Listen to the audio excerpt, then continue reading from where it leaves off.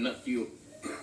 Yung the entire country, I am addressing the entire country. Baka hindi niyo nagustuhan. But yun ang style.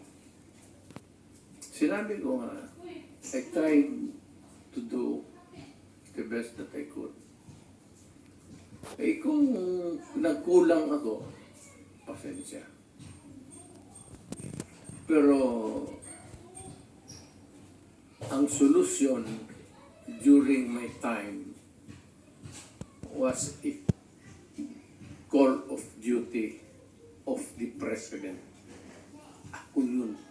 Kasi ako yung presidente sa panahon ko. At hindi ako nagkulang, Mr. Senator. Nag-warning ako lahat narinig ng Pilipinas. Huminto kayo sa droga, bitawan ninyo, drop it. Kasi magkakaproblema talaga tayo. Pag nakita tayo sa isang kanto at may hawak mo ang droga, problema na talaga yan. So, yun, nagkakaroon tayo ng problema.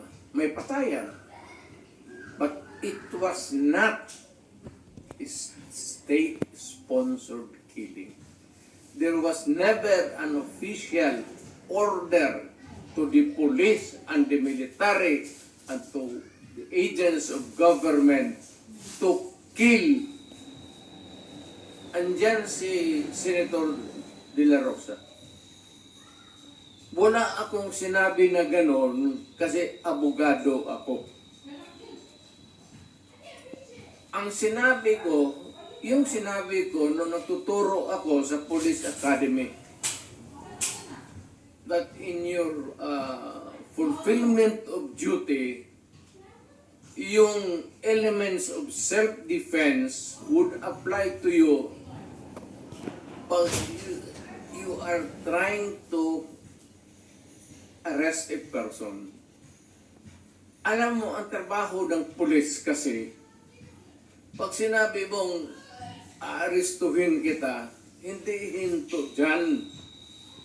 The police must arrest and overcome the resistance para madala mo yung kriminal doon sa istasyon at mabook mo para makulong.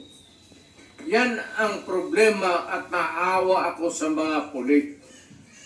Hindi mo masabi, bitawan mo yung baril at pag hindi sumunod, sabihin lang ng pulis, o sige, bukas makita tayo dito, huwag ka nang magdala